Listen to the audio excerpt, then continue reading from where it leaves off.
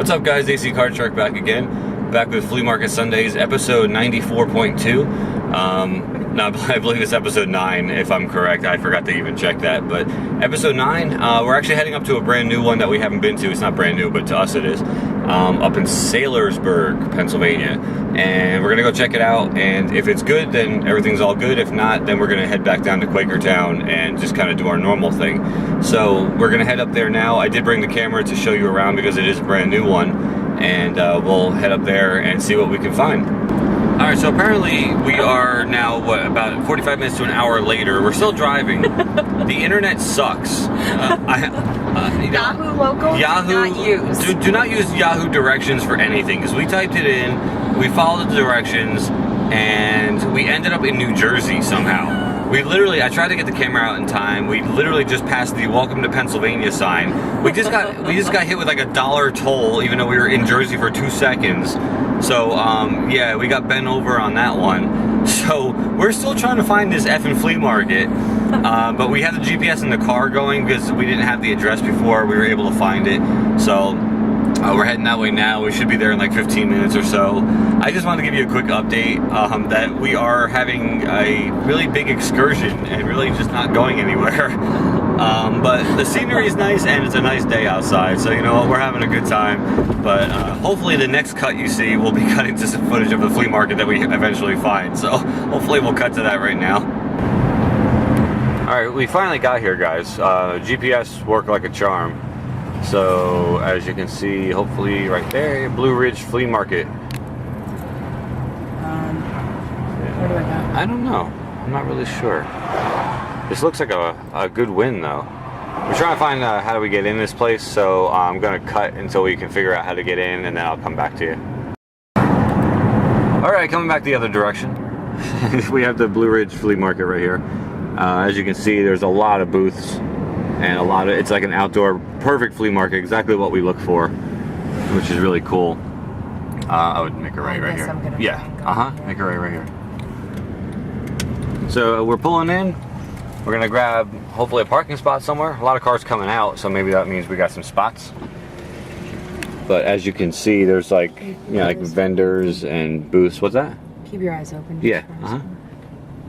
There's a lot of vendors and booths and everything else. So I'll see if I can take some footage without getting looked at like I'm an alien, and I will show you around the grounds a little bit.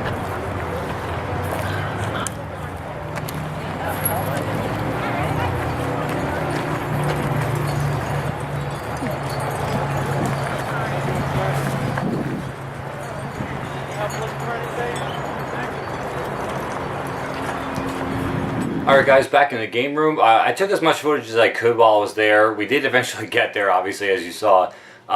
It was a huge flea market. All outdoor, all garage sale type booths, like not stores or anything, which was awesome. That's exactly what I looked for.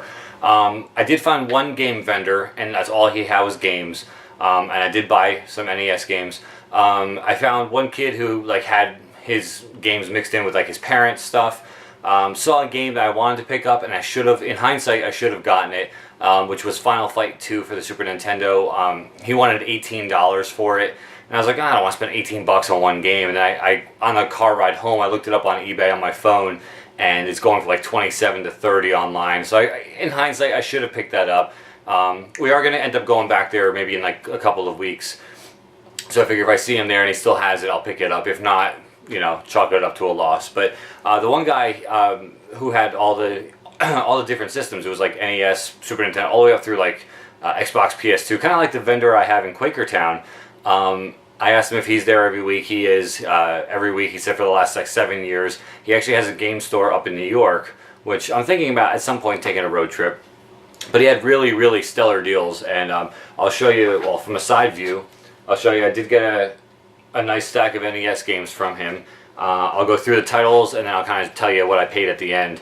So first game I picked up, again, these are all games I don't have, or I don't have a certain version of, is John Elway's Quarterback. I remember I played this, I think I played this back in the day, I don't remember. But again, just a game, pretty much games I don't have. I don't know if they're good, I don't know if they're bad, it's just a game I don't have. So, but that was pretty cool. I think that was $1, I want to say. Next one up is RBI Baseball. if that can focus. I do have RBI Baseball, but I have the actual gray cartridge. This is the black Tengen cartridge, so it's just a different version of the game that I wanted to make sure I had both versions of, so I picked that one up. Next one I got is Lee Trevino's Fighting Golf. Not really sure what that one's about. I mean, I've heard of it before, I've seen it before, but I'm not really sure why it's called Fighting Golf. Not really sure, so we'll see. I'll have to maybe do a gameplay video of that one. A couple of them I picked up, the spine labels are messed up, and I figure I'll pick it up just so I have the title in my collection. If I happen to come across a better version, like a better quality copy of the game, then I can buy that one and then just sell the one that's messed up. But I figure if I find a title I don't have, I might as well pick it up when I find it. This one's called Codename Viper, and that's made by Capcom. It's the purple label, but as you can see, the spine is a little bit messed up. But for the price I got them for, you really couldn't complain too much. But like I said, if I ever find a Codename Viper that has like a nice label to it, I can pick that one up and then sell this one or trade it or whatever. Next one I got, I'm not sure, I may have this one, and again, I need to get my games in order so I know, but that's Mission Impossible. And I remember seeing this game a lot, and I don't remember if I picked it up or if I just saw it on eBay and didn't get it, or I'm not sure. So again, if I have two, I have two. I'll sell one on eBay or trade it up or something like that. So the next one I got was actually, I've seen this going for a lot more than I paid for it. It's made by SNK, which is also the makers of Baseball Stars, and it's a Little League Baseball Championship Series. And I remember this game being pretty good back in the day, so I was pretty stoked to pick that one up. I'm going to mispronounce this one completely. Made by the same guys who make Goal and Bases Loaded, Heleco or Jaleco, one of those two. Astyanax, I want to say it's called. That's about as close as I could probably get. Labels, pretty good on that one. Not too bad. The next one I picked up, again, might have it. Label's a little bit bubbled up from like being out in the heat and everything else. But I picked up Monopoly. Monopoly is always a good time, regardless of what system you play for. Again, I might have it. I know I've got it for like the Genesis, but I'm not sure if I do have it for the NES. So I'm going to go through my collection and find out. And if I do, again, I'll just put it aside. This game I know I already have this one, but I have mine complete in box for the NES, and I want to have a copy to have on the shelf, not in its box, because the box games I keep in their boxes. But that game is Blades of Steel, and that's a great game. I mean, great hockey game. Next game I picked up, SNK again, actually. It's called POW Prisoners of War, and that label's actually in pretty decent shape as well. The next one, the label's pretty screwed up, but the game just looked awesome. I have no idea. I don't know if you need a pad. It looks like almost like a power pad game, but I don't know if it is or not. Who knows? We'll find out. But it's called Rockin' Ball, and it's one I've never seen live in person. I've seen it on eBay a lot, but as you can see, like the label part's pretty screwed up. But again, like I said, I have it in my collection. If I find a better one down the line, I'll pick it up. Next one is Golgo 13. And I've seen this one a lot around, and like when I was a kid and everything else, but never owned it before. So there you go, add it to the collection. Last two. First one is called Base Wars, and that was a baseball game which was like robots. And I remember I played this back in the day, and it was okay. It wasn't great, but it was okay. Not too bad, not too good. But again, trying to complete the collection, you got to get every single game, good or bad. Keep in mind, I did buy Barbie a few weeks ago, so nothing could be worse than that. Believe me, I did play Barbie, by the way, guys. It's a steaming pile of dog shit. It really is, and I will do a gameplay video. I saw your guys' comments about that game and that you wanted to see gameplay. I will put it together for you guys. I couldn't get over how bad it really was. It just was terrible, but it'll make for a great funny video. So I will put that together for you guys in the next coming couple weeks maybe.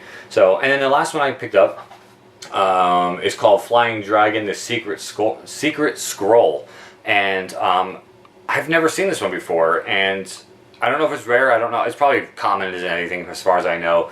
But the cover art, sometimes the cover art on the old games just speaks to you. You're like, oh, this could be a good time, and sometimes it looks like a good time and it's absolute shit. So who knows?